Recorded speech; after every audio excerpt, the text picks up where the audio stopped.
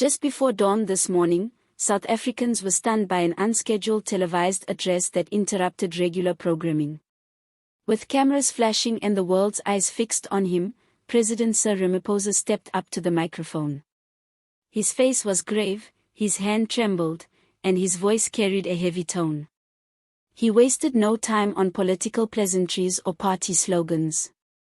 Instead, he delivered the words that would send shockwaves across the nation and far beyond. I hereby announce my resignation from the office of the President of the Republic of South Africa with immediate effect. That single line struck like a thunderclap, reverberating across the airwaves. Within moments, social media platforms erupted into chaos. Hashtags surged to the top of global trends, while newsrooms fell into stunned silence as journalists scrambled to process the unprecedented development. Political analysts abandoned their prepared notes and rushed to reframe their predictions about the nation's political future. Meanwhile, at Luthuli House, chaos reigned. Senior ANC officials were caught entirely off guard. Even those who had quietly speculated about a possible resignation never expected such a sudden, dramatic, and very public exit. Although the announcement shocked millions of South Africans watching from their homes, observers who had been closely following the situation knew the pressure on Ramaphosa had been mounting for months. His presidency was viewed as a ticking time bomb. From the explosive Fela farm scandal, where millions of undeclared foreign currency were uncovered at his private game farm, to bitter factional battles within the ANC, to mounting public frustration over economic stagnation and the unresolved scars of state capture, Ramaphosa had been encircled by crises on all fronts. Yet what may have pushed him over the edge was the ultimatum delivered privately by corporate leaders. Business giants warned him bluntly that investor confidence had reached breaking point, battered by uncertainty and corruption scandals. At the same time, demands for accountability within his own party reached a fever pitch.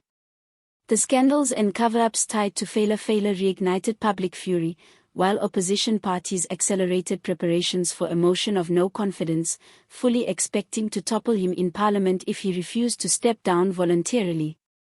Behind the scenes, senior ANC leaders had reportedly told Ramaphosa that support for his leadership had collapsed. Some counseled him that resignation might be the only way to preserve what remained of the party's integrity ahead of the critical 2026 elections. The choice was clear: resign now with a shred of dignity, or be forced out later in disgrace.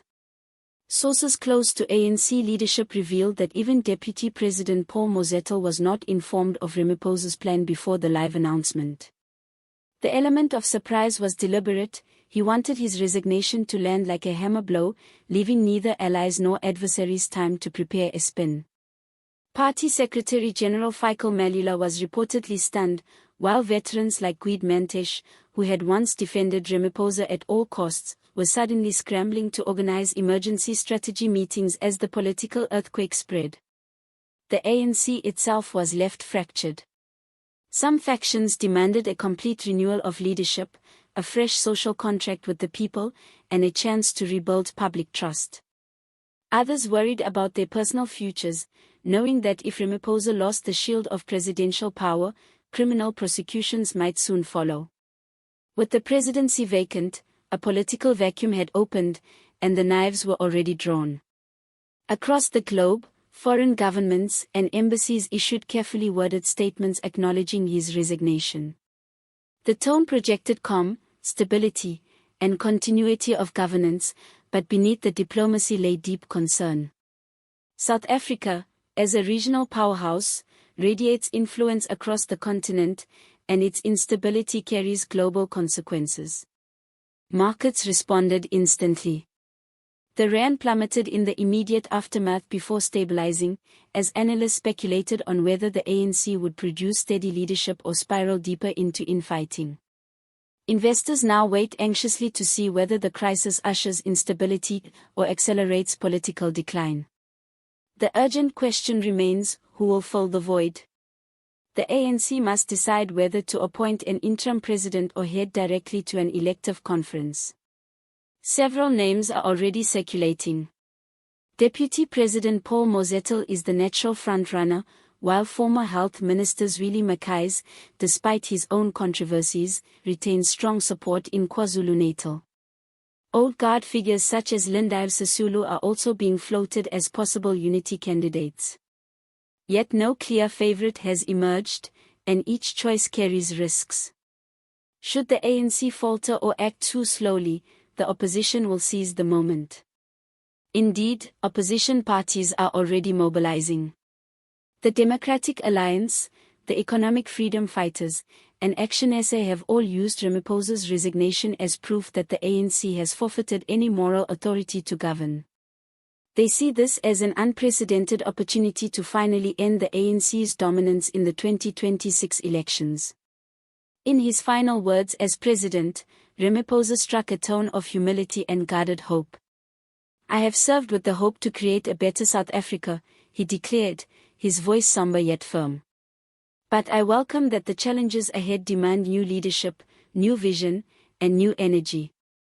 I leave office with a heavy heart, yet also with hope that this great nation will rise above its current afflictions." It was a subdued and reflective conclusion to a presidency that had begun with immense promise. When Ramaphosa was first sworn in, he was hailed as the man who would root out corruption, revive the economy, and heal the wounds inflicted during the Zuma years. For a brief moment, South Africans believed in the promise of a new dawn. But that dawn quickly faded into familiar shadows. History will decide whether Ramaphosa is remembered with sympathy or scorn, but one fact is certain: his resignation marks a historic turning point in South Africa's democratic journey. Now the question is not just about the ANC's survival but about the nation's future. Will this moment usher in an era of truth, justice, and accountability? Or will South Africans once again watch as new leaders rise to power only to repeat the mistakes of the past? Time alone will answer. What is undeniable is that the country's politics will never be the same again. For ordinary citizens, the news has provoked mixed emotions: relief that a scandal-ridden presidency has finally come to an end, anger that accountability has been delayed for so long, and fear about whether the ANC can navigate yet another leadership crisis without plunging the country into deeper turmoil. Ultimately, this nation belongs not to its rulers but to its people. Your voice matters. Was Ramaphosa's resignation the right decision? Who should lead South Africa forward from here? And what kind of future do you want to see take shape? The answers to those questions lie not in the hands of politicians alone, but in the collective will of the people themselves.